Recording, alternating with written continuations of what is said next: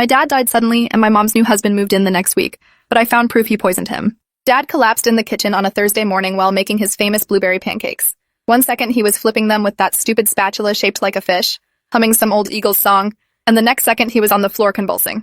His eyes rolled back and foam came out of his mouth. I screamed for Mom and she came running in her bathrobe, hair still wet from the shower. She dropped to her knees next to him, shouting his name over and over while I stood frozen by the doorway, my backpack still on my shoulders because I'd been about to leave for school. The ambulance came within 8 minutes, but it felt like hours. The paramedics worked on him right there on our kitchen floor, doing chest compressions and hooking up machines with wires everywhere. They loaded him onto a stretcher, and one of them kept saying, "massive cardiac event," into his radio. Mom rode with him in the ambulance, and our neighbor, Mrs. Caldwell, drove me to the hospital. I sat in her car smelling her vanilla air freshener and watching the ambulance's lights disappear ahead of us. Dad died before we even got there. The doctor said it was a heart attack, sudden and catastrophic. He said sometimes these things just happen, even to relatively healthy men in their early 40s. Dad had been tired lately, complaining about heartburn and feeling foggy, but he'd blamed it on stress from his new promotion at work. The doctor said those were classic warning signs we should have caught. Mom sobbed into her hands while the doctor talked, and I just sat there numb, staring at the motivational poster on the wall about living each day like it's your last. The funeral was 5 days later. Mom was like a zombie through the whole thing, barely speaking, just nodding when people offered condolences. Our house filled up with casseroles and sympathy cards. I kept expecting Dad to walk through the door saying it was all a mistake, but he never did. His coffin was closed because Mom said she wanted to remember him as he was, not pale and wrong in a funeral home. I didn't argue even though I wanted to see him one more time, wanted proof that he was really gone and this wasn't some nightmare I couldn't wake up from. What happened next should have been my first clue something was wrong. Exactly 6 days after the funeral, Mom came into my room and told me we were having a guest for dinner. She was wearing makeup for the first time since Dad died, and she'd done her hair. I asked who was coming and she got this weird look on her face, half guilty and half defiant. She said his name was Kenneth, and he was an old friend from college who'd heard about Dad and wanted to check on us. I thought it was nice that someone cared enough to visit. Kenneth showed up at 7 with wine and flowers, dressed in an expensive suit that looked out of place in our modest suburban home. He was tall and had this perfect smile that showed too many teeth, and when he shook my hand, his palm was cold and slightly damp. He kept touching Mom's shoulder and back during dinner, these casual touches that lasted just a second too long. I watched him cut his steak with surgical precision, every piece exactly the same size. He asked me questions about school, but I could tell he didn't actually care about my answers, just waited for me to stop talking so he could go back to talking to Mom. After Kenneth left that night, Mom sat me down on the couch with her hands folded in her lap, like she was about to deliver bad news. She said Kenneth had been very kind to her during a difficult time, that he'd been calling every day to check on her, that he understood grief in a way most people didn't because his own wife had died 3 years ago from cancer. I said that was sad, but I didn't understand why she was telling me this now. That's when she dropped the bomb. She said Kenneth had asked her to dinner. A real dinner. Just the two of them. I stared at her for a long moment, waiting for the punchline. When it didn't come, I asked if she was seriously talking about dating someone when Dad had been dead for less than 2 weeks. She got defensive immediately, saying I was too young to understand how lonely she was, how much she needed support, how Dad would want her to be happy. I walked out of the room before I said something I'd regret, but I heard her crying behind me and felt guilty even though I knew I was right to be upset. This wasn't normal. None of this was normal. Kenneth started coming over every single day after that. Sometimes for dinner, sometimes just to sit with Mom on the porch drinking wine and talking in low voices. He'd bring her gifts, expensive things like designer handbags and jewelry that we definitely couldn't afford on Dad's life insurance payout. When I asked Mom where all this stuff was coming from, she said Kenneth was just generous, that he had money and liked to share it with people he cared about. 3 weeks after Dad died, Mom told me Kenneth was moving in. Not asking, telling. She said he'd sold his condo and it made sense financially for him to stay with us while he looked for a new place. She said it was temporary, just until he found something suitable. I knew that was a lie the second she said it. Kenneth moved in on a Saturday with barely any belongings, just 3 suitcases and some boxes of books. He took over Dad's side of the closet that same day. I watched from my bedroom doorway as Mom helped him hang up his suits where Dad's flannel shirts used to be. She'd donated all of Dad's clothes the week before, said it was too painful to look at them. Now Kenneth's expensive Italian leather shoes sat in the exact spot where Dad's work boots had been. Kenneth had rules. He didn't call them that, just suggestions about how the household should run more smoothly. Dinner at exactly 6:30 every night, no phones at the table, no loud music after 9 p.m. He reorganized the kitchen so everything was in different cabinets, said Mom's system was inefficient. He threw out half the food in the fridge, called it unhealthy garbage that was probably what caused Dad's heart attack in the first place. That comment made me want to punch him, but I bit my tongue. Mom just nodded along with everything he said like she was hypnotized. The weirdest part was how comfortable he was, like he'd been living here for years instead of days. He knew where everything was without asking, had opinions about which grocery store had the best produce, suggested changing the internet provider because ours was too slow. It felt wrong, like he was erasing Dad one small detail at a time. I started spending more time in my room just to avoid him. Every time I came downstairs he was there, sitting in Dad's chair, drinking from Dad's favorite mug, talking about plans for the house like it was his.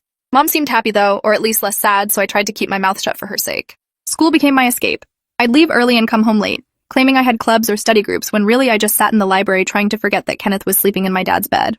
My best friend Waverly knew something was wrong, but I couldn't bring myself to explain it. How do you tell someone your mom moved a strange man into your house a month after your dad died? It sounded insane even in my own head. But Waverly was persistent, kept asking if I was okay until I finally broke down and told her everything during lunch one day. She looked horrified, said that was really weird, and maybe I should talk to a school counselor. I laughed bitterly and said, what would I tell them? That my mom was dating too soon? That her boyfriend made me uncomfortable? Those weren't crimes. Waverly squeezed my hand and said I could stay at her place anytime I needed a break. That offer meant more than she knew. Having somewhere to escape to, even temporarily, made the situation slightly more bearable. Things got stranger about 6 weeks after Dad died. I came home from school one day to find Kenneth in Dad's office, going through his desk drawers. I asked what he was doing, and he jumped like I'd caught him doing something wrong, then quickly recovered and said he was just organizing.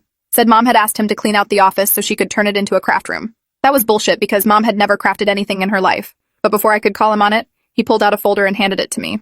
He said these were some papers I might want to keep, old report cards and drawings from when I was little.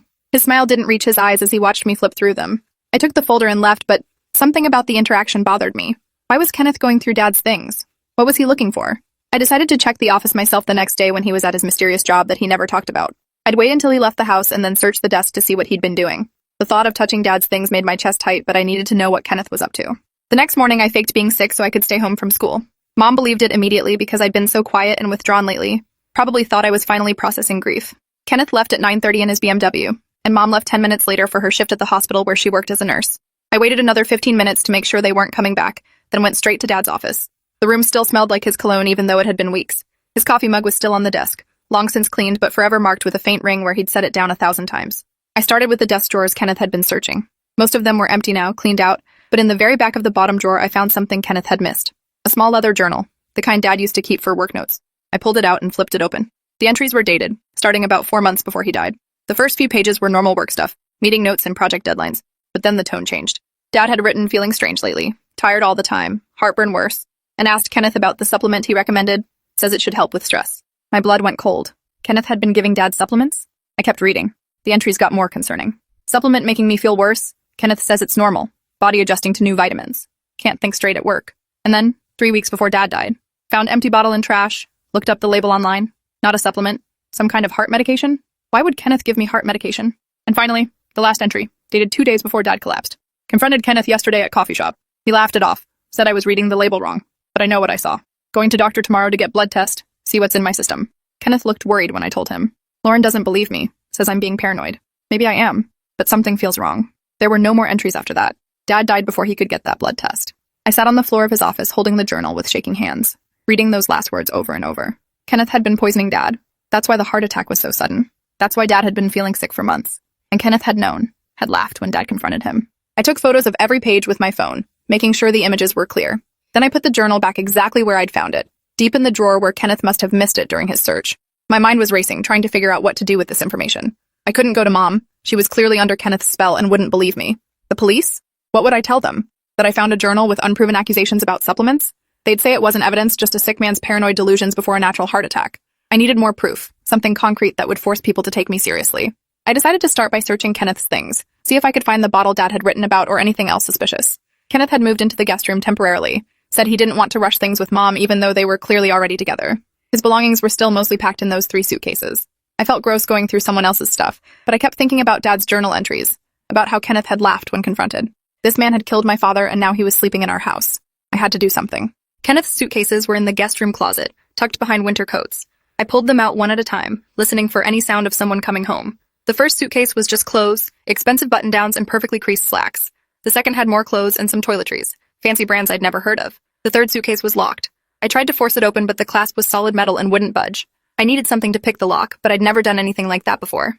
I was about to give up when I remembered a YouTube video Waverly had shown me once about opening suitcase locks with a ballpoint pen. It seemed ridiculous, but I grabbed a pen from Dad's office and tried it anyway.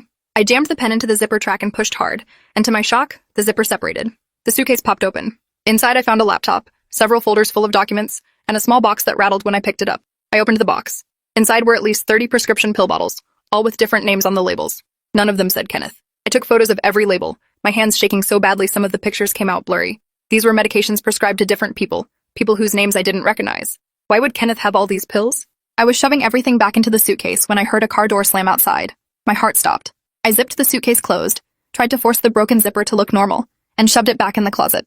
I just pulled the winter coats over it when I heard the front door open. Kenneth's voice called out, asking if anyone was home. I held my breath. frozen in the guest room with guilt written all over my face. Heavy footsteps came up the stairs and I knew I was trapped. I couldn't get to my room without passing the staircase where Kenneth would see me. The guest room door was open and I was standing right next to the closet like a complete idiot. Kenneth appeared in the doorway and his eyes went from confused to calculating in about half a second. He asked what I was doing home, thought I had school today. I stammered that I wasn't feeling well, came home early. He looked at the closet, then back at me, and something dark crossed his face. He said it was funny. He'd come home because he forgot something important, and now here I was standing in his room. His tone made it clear he didn't believe my excuse. He asked if I needed anything from his closet, said it in this friendly way that felt like a threat. I shook my head and tried to walk past him, but he grabbed my arm. Not hard enough to hurt, but firm enough to stop me. Kenneth's face was very close to mine, and I could smell coffee on his breath. He said he knew this situation was hard for me, losing my dad so suddenly, having a new person in the house. He said he wasn't trying to replace Dad, just trying to help my mom through a difficult time. But he also said we all needed to respect boundaries, and going through people's private things wasn't respectful. I tried to pull my arm away, but his grip tightened just slightly. He asked if I understood what he was saying. I nodded, my throat too tight to speak. He let me go, and I practically ran to my room, locking the door behind me. My whole body was shaking, and I felt like I might throw up. Kenneth knew I'd been in his stuff, which meant he'd checked that suitcase and realized I'd broken the lock. Would he know I saw the pills? Would he do something about it? I pulled out my phone and looked at the photos I'd taken, zooming in on the prescription labels. Most of them were for heart medication, blood thinners, things that would be dangerous in the wrong doses. But why would Kenneth have pills prescribed to other people? Unless he was collecting them for a reason. Unless he'd done this before. The thought made me sick. What if Dad wasn't Kenneth's first victim? I spent the rest of that day in my room, too afraid to come out even when Mom called me for dinner. I texted her that I had food poisoning and couldn't eat. She bought it without question, said she'd check on me later. Around midnight, I heard them talking in the hallway outside my door. Kenneth's voice was low and smooth, saying something about teenage rebellion being normal. Mom laughed quietly and said I'd been so difficult lately. She didn't know what to do with me. Kenneth said maybe I needed some time away, suggested a boarding school he knew that specialized in helping troubled teens process grief. My blood ran cold.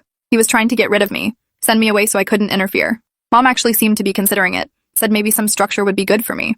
I listened to them discuss my future like I wasn't even a person, just a problem to be solved. When their voices faded toward their bedroom, I grabbed my phone and started Googling Kenneth's name along with death and wife. Dad's journal said Kenneth's wife died 3 years ago from cancer. But what if that wasn't the whole story? The search results were limited, but I found an obituary for Patricia Whitmore. Died at age 38 after a brief illness. Survived by her husband Kenneth. No mention of cancer, just brief illness. I dug deeper, found old social media posts from Patricia's friends asking questions, saying they were shocked that Patricia had seemed healthy just weeks before. One comment from someone named Deborah stood out. Still can't believe she's gone. We had lunch 2 months ago and she was fine. She said she'd been feeling tired, but Kenneth convinced her it was just stress. Then suddenly she's in the hospital with organ failure. Something doesn't add up. Other people had replied telling Deborah to stop spreading rumors, that grief makes people say crazy things. But what if Deborah was right? What if Kenneth had done to Patricia exactly what he'd done to Dad? I screenshotted everything and saved it to a cloud account Kenneth couldn't access. Then I started searching for more of Kenneth's history. Found his LinkedIn profile showing he'd lived in 4 different states over the past 10 years, moving every 2 to 3 years. That was suspicious for someone who supposedly had a stable career in pharmaceutical sales. Why move so often? I decided I needed help. Real help from someone who might actually believe me. I thought about Waverly but didn't want to drag her into something potentially dangerous. Then I remembered Dad's best friend Garrett, who'd given a speech at the funeral about what a good man Dad was. Garrett was a lawyer, and Dad had trusted him completely. I found his number in Mom's phone when she left it charging in the kitchen the next morning. I texted him from my phone pretending to be a potential client, asked if he did consultations. He responded within an hour saying yes, and I set up a meeting for after school on Friday. I told Mom I was going to Waverly's house, and she barely looked up from her phone where she was texting Kenneth. The distance between us had grown so wide I wasn't sure we'd ever fix it. She'd chosen Kenneth over believing anything might be wrong, over even considering that Dad's death was suspicious. Maybe she was in denial, or maybe Kenneth had really manipulated her that completely. Either way, I was on my own. Friday came and I took the bus to Garrett's office in downtown. The building was tall and made of glass, very corporate and intimidating. I almost turned around but forced myself to go inside. Garrett's assistant showed me into his office and he looked surprised to see me. He stood up and came around his desk, asking if everything was okay, if Mom knew I was here. I shook my head and said no, Mom couldn't know about this meeting. Then I pulled out my phone and showed him everything. Dad's journal entries, photos of Kenneth's pills, the information about Patricia's death, the suspicious moves every few years. Garrett's expression changed from concern to serious as he scrolled through the images. He asked me to start from the beginning and tell him everything. So I did.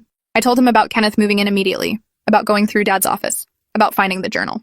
I told him about the suitcase full of medications and Kenneth catching me in his room. I told him about Mom talking about sending me to boarding school. When I finished, Garrett was quiet for a long time. Then he said what I'd found was concerning but not conclusive proof of anything criminal. He said a journal entry about supplements wasn't evidence of poisoning, especially with no autopsy showing anything unusual in Dad's system. The pills could be explained away as part of Kenneth's job in pharmaceutical sales. The quick relationship was weird but not illegal. I felt my hope deflating, but Garrett held up his hand, said he wasn't done. He said what we needed was concrete evidence, and there was one way to potentially get it. He could request Dad's medical records from the hospital, see if there were any tests done that might show abnormal toxicology. He could also hire a private investigator to look into Kenneth's background more thoroughly, see if there was a pattern of suspicious deaths around him. But he warned me this would take time and money, and there was no guarantee we'd find anything. He asked if I was absolutely sure I wanted to pursue this, because once we started, there'd be no going back. If Kenneth found out we were investigating him, things could get dangerous. I thought about Dad's last journal entry, about how he'd been going to get a blood test and never made it. I thought about Mom being completely under Kenneth's control. I told Garrett I was sure. I needed to know the truth even if it destroyed everything. He nodded and said he'd work on it, but I needed to be extremely careful at home. Don't confront Kenneth. Don't let him know I suspect anything. Just act normal until we had enough evidence to go to the police. That was going to be the hardest part, pretending everything was fine while living under the same roof as my father's killer. The next few weeks were torture. I had to sit across from Kenneth at dinner, smile when he told jokes, act like a normal grumpy teenager instead of someone who knew his secret. He watched me constantly with these calculating eyes like he was trying to figure out how much I knew. Mom was completely oblivious, planning a wedding for the following summer. She showed me photos of dresses and venues, asking my opinion, and I had to pretend like I was okay with her marrying Dad's murderer less than a year after his death. I wanted to scream at her, shake her, make her see what Kenneth really was, but Garrett had warned me to stay quiet until we had proof. So I nodded at the dress photos and said they were nice and died a little inside every time. Waverly knew something was wrong, but I couldn't tell her the details. Just said family stuff was complicated. She stopped pushing, but I could see the worry in her eyes. I was losing weight because I barely ate, couldn't sleep because nightmares woke me up every night. In my dreams, Dad was alive and trying to warn me about Kenneth, but I couldn't hear what he was saying. I'd wake up gasping and check my phone for any updates from Garrett, but there was never anything new. Finally, 6 weeks after our first meeting, Garrett called me to his office again. This time he had a folder on his desk, and his expression was grim. He said the private investigator had found something. Kenneth's real name was Kenneth Whitmore Davis, and he'd been using just Kenneth Whitmore after his wife died, possibly to avoid people connecting him to Patricia's death. But before Patricia, there had been another wife. Stephanie Davis died 5 years ago at age 41 from a sudden heart attack, just like Dad. The investigator dug deeper and found that Stephanie had complained to friends about feeling sick for months before she died, said her husband was giving her supplements to help with fatigue. The similarities were impossible to ignore. Garrett opened the folder and showed me death certificates, medical records he'd obtained through legal channels, police reports. Stephanie's death had been ruled natural causes. Patricia's death was listed as organ failure from complications of an unnamed illness. Dad's death was a massive heart attack. All 3 people were healthy before they met Kenneth, and all 3 died within a year of being in a relationship with him. The pattern was clear. Kenneth was a serial killer who used his pharmaceutical knowledge to slowly poison his partners, probably for life insurance money or inheritance. Garrett said he'd taken all this information to the police, but they were hesitant to open an investigation based on circumstantial evidence. They said the deaths were years apart in different states, all ruled natural causes at the time, and the journal entries weren't enough to prove poisoning without toxicology reports showing actual poison in the victims' systems. The frustrating part was that Dad, Stephanie, and Patricia had all been cremated, so there were no bodies to exhume and test. Kenneth had made sure of that. But Garrett had one more piece of information that changed everything. The private investigator had followed Kenneth for the past month and documented him meeting with a woman in her 50s at various restaurants and coffee shops. The woman's name was Monica Torres, and she'd recently lost her husband to cancer. Kenneth was already grooming his next victim, just like he'd groomed Mom. And Monica had a daughter about my age. The thought of Kenneth doing to another family what he'd done to mine made me feel sick. We had to stop him somehow. Had to get evidence that would stick. Garrett said there might be one way. If we could get a sample of whatever Kenneth was using to poison people, we could have it tested and prove it was dangerous. But getting that sample meant I'd have to go back into his things. I told Garrett I'd do it, whatever it took. He looked uncomfortable, said he couldn't officially condone a minor breaking into someone's room and stealing potential evidence. But unofficially, if I happened to find something and bring it to him, he'd make sure it got to the right people. We both knew what he was really saying. I had to be the one to get the evidence because any adult doing it would make it inadmissible in court. I went home that night with a plan forming in my head. Kenneth and Mom had a date night every Friday. They'd leave around 7 and usually didn't get back until 11 or midnight. That gave me 4 to 5 hours to search Kenneth's things properly. I'd start with that suitcase again, see if there were any pills left, or if he'd moved them after catching me before. I'd check his laptop if I could get past the password. I'd go through every pocket of every piece of clothing he owned if I had to. Friday couldn't come fast enough. I spent the days leading up to it pretending everything was normal, even as Kenneth seemed to watch me more intently than ever. Did he know I was planning something? Could he sense it? At dinner on Thursday, he asked how school was going, and I said fine. Then he asked if I'd given any thought to that boarding school. Mom jumped in saying we should at least tour it, see if I liked the campus. I felt trapped between them, both smiling at me like this was a normal family discussion, instead of Kenneth trying to isolate me so he could move forward with whatever his plan was for Mom. I said I'd think about it, knowing I had no intention of going anywhere. I just needed them to believe I was considering it, needed Kenneth to lower his guard for one night. Friday finally arrived, and I made a show of telling Mom I'd be at Waverly's all evening, studying for a big test. She barely acknowledged me, too busy getting ready for her date. Kenneth came downstairs in a suit that probably cost more than our mortgage payment, and he paused when he saw me in the kitchen. He said something about me being home alone, asked if I was sure I didn't want to come with them, or at least go to Waverly's like I'd said. I told him I'd changed my mind, was just going to study at home. He looked like he didn't believe me, but Mom was calling him from the car and he didn't have time to argue. He told me to lock the doors and set the alarm. Said he'd check to make sure when they got home. It was a thinly veiled threat. He'd know if I'd been anywhere I wasn't supposed to be. I waved goodbye and watched them drive away, then waited another 20 minutes to make sure they weren't coming back for something forgotten. The house was silent except for the ticking of the clock in the hallway, the same clock that had marked the seconds of my entire childhood. I remembered Dad winding it every Sunday morning, his routine that had seemed boring then but precious now that he was gone. I couldn't let Kenneth get away with taking him from me. I headed upstairs to the guest room, my heart pounding so hard I could hear it in my ears. Kenneth's things were more spread out now, some of them in the master bedroom with Mom's stuff. I started in the guest room closet where I'd found the suitcase before. It was gone. I checked under the bed, in the bathroom, even in the hallway closet. Nothing. Kenneth must have moved everything after he caught me the first time. I stood in the guest room feeling defeated, trying to think where else he might hide things. Then I remembered the master bedroom. I'd been avoiding it because it felt wrong, like a violation of what used to be my parents' space. But if Kenneth had moved his stuff in there, I didn't have a choice.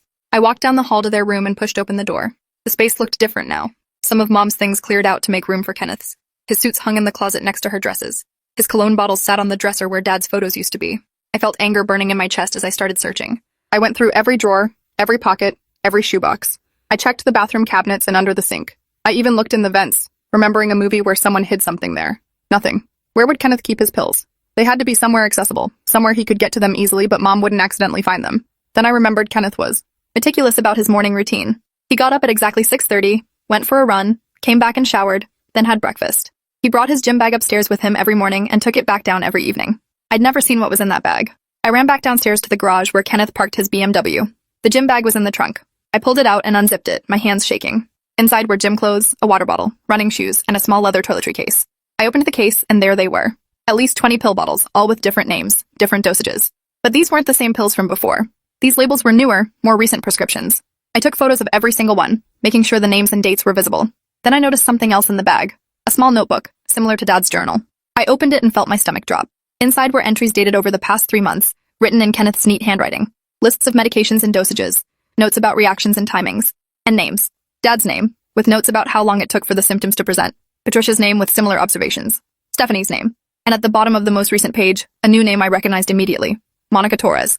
Kenneth had documented every person he'd killed like they were science experiments. He'd written about adjusting dosages, changing medications, noting what worked fastest and what was less detectable. He'd written about Dad specifically. Subject more resistant than expected. Increased dosage, but target became suspicious. May have compromised timeline. Need to be more careful with next subject. Reading those words about my father, about the man who raised me and loved me, reduced to subject and target, made me want to vomit. But I forced myself to keep taking photos, to document every single page of Kenneth's murder journal. This was the evidence we needed. This was proof that could put him away forever. I was on the last page when I heard a car door slam. My blood turned to ice. They were home early. I shoved the journal back into the toiletry case, zipped the gym bag, and threw it back in the trunk as quietly as I could. But I'd left the trunk open. I slammed it closed just as the garage door started opening. I ran for the door into the house, slipping through it just as the automatic garage light came on. I heard Kenneth's voice saying something about grabbing his jacket, heard Mom laughing. They'd come home and he'd remembered he left something in the car. I sprinted up the stairs as quietly as possible and dove into my room, closing the door just as I heard them come inside. My heart was beating so fast I thought I might pass out. I sat on my bed trying to control my breathing, listening to them moving around downstairs. Kenneth called up asking if I was home and I yelled back yes, said I'd been studying and hadn't heard them come in. There was a pause, then his footsteps on the stairs. He knocked on my door and opened it without waiting for permission. He looked around my room like he was searching for evidence of something, then his eyes landed on me. He asked what I'd been studying and I grabbed the nearest textbook, stammered something about math. He stared at me for a long moment and I wondered if he could somehow tell I'd just been in his car, if guilt was written all over my face. Then he said goodnight and closed the door. I heard him walk to the master bedroom, heard a closet door open. Was he checking his gym bag? Would he notice I'd moved things slightly? I grabbed my phone and texted Garrett the photos I'd taken, sending them as fast as my shaking fingers could manage. If Kenneth figured out what I'd done and something happened to me, at least Garrett would have the evidence. At least Dad would get justice even if I didn't survive to see it. The text went through one by one, that satisfying delivered notification appearing under each image. I deleted the photos from my phone after confirming Garrett received them, then deleted the deleted photos too. I couldn't risk Kenneth finding them if he took my phone again. I didn't sleep at all that night. Every sound made me jump. Every creak of the house settling sounded like footsteps coming to my room. Around 3 a.m., my phone buzzed with a text from Garrett. It said, "Holy shit, this is it. Coming over tomorrow to talk to your mom and call police. Do not let Kenneth know you found this. Be careful." I replied that Kenneth and Mom had a brunch thing tomorrow at 11. They'd be gone for at least 2 hours. Garrett said he'd come by at 11:15. I just had to survive until then. Had to act completely normal for a few more hours. Morning came eventually, and I dragged myself out of bed looking like I hadn't slept, which was true. Mom asked if I was okay, and I blamed it on the math test I'd supposedly been studying for. Kenneth watched me eat breakfast with those calculating eyes. He asked if I'd seen his gym bag, said he could have sworn he'd left it in a different position. My mouth went dry, but I kept chewing my cereal, said I hadn't touched his stuff. He nodded slowly and said, "Of course not. Why would I?" But there was an implication in his tone, a warning. Mom was oblivious to the tension, chattering about the brunch and did Kenneth want to visit that new art gallery after. They left at 10:45. Kenneth paused at the door and told me to stay out of trouble, and the way he said it made my skin crawl. I watched them drive away from the window, counting down the minutes until Garrett arrived. He showed up at exactly 11:15 with 2 police officers. I let them in and they sat in our living room looking at the photos on Garrett's laptop. The officers' expressions got more serious with each image. One of them, an older cop with gray hair, said this was some of the most damning evidence he'd seen in a long time. He said Kenneth's journal alone would be enough to reopen investigations into all 3 deaths, and the pills were concrete proof he was stockpiling medications inappropriately. Combined with the pattern of deaths around him, they had enough for an arrest warrant. The female officer asked me to tell them everything I knew, and I walked them through the entire story. Dad's journal, the suspicious deaths of Kenneth's previous wives, how quickly he'd moved in with Mom, the conversation I'd overheard about sending me away. Everything.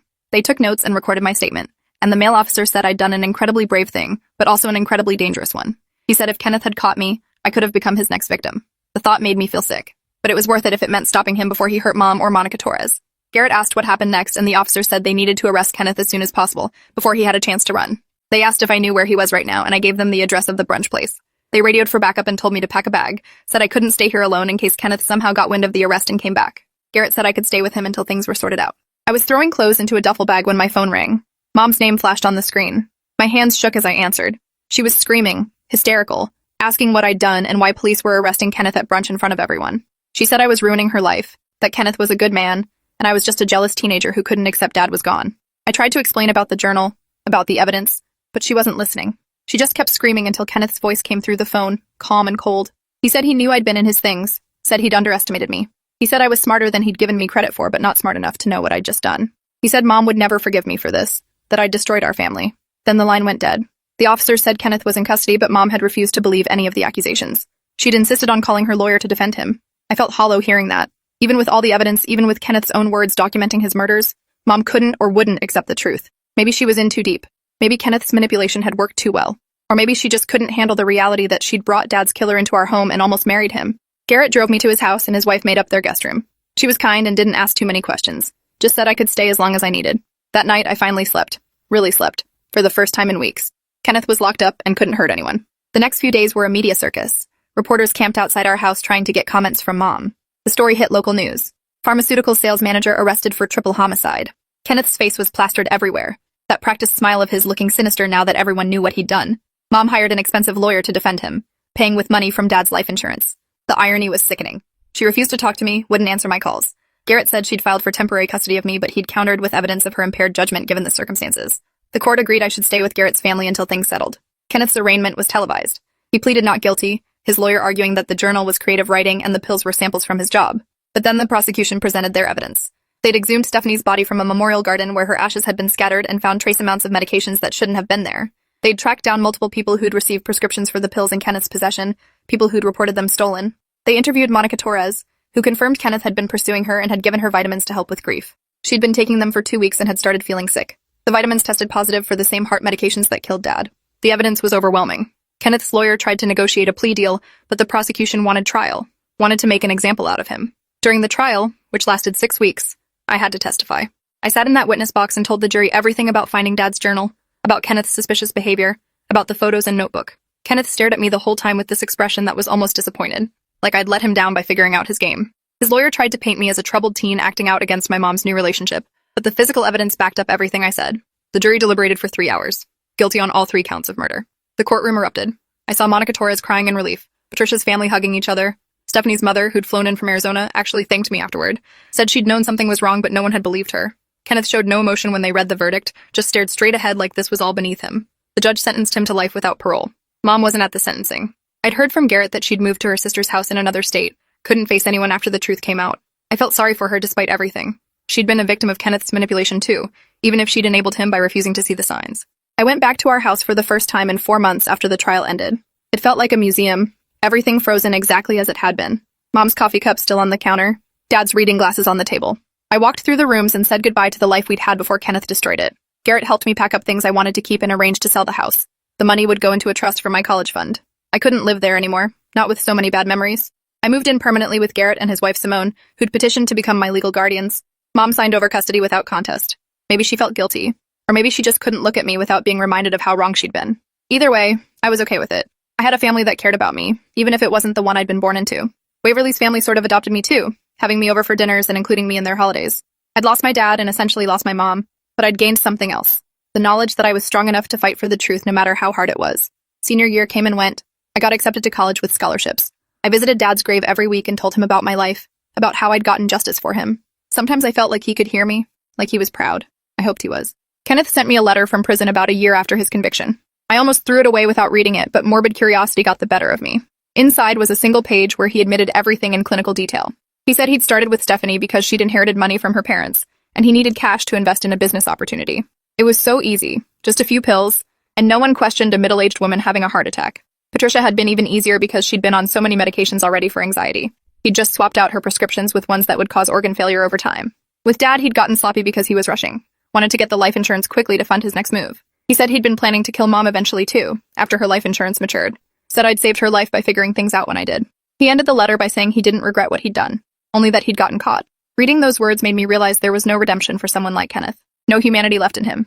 He was a monster who saw people as marks, as sources of income. I burned the letter in Garrett's fireplace and never spoke about it to anyone. That chapter was closed. I graduated top of my class, gave a speech about resilience and finding truth in darkness. Mom came to graduation, sat in the back. We didn't talk, but she sent a card later with money and a short note saying she was sorry and proud of me. It wasn't enough, but it was something. Maybe someday we'd rebuild our relationship. Or maybe we wouldn't. Either way, I was okay. I'd survived the worst thing I could imagine and come out stronger. Dad would have liked the person I'd become. I carried his memory with me every day. A reminder that love doesn't die just because someone does. Justice had been served. Truth had won. And I'd learned that sometimes the most dangerous monsters are the ones who smile and act normal, who sit at your dinner table and pretend to care while plotting your destruction. But I'd also learned that one person, even a teenager, can make a difference when they refuse to ignore the truth. If you're still here, you're a true fan. Show some support with a like and subscribe to catch the next one.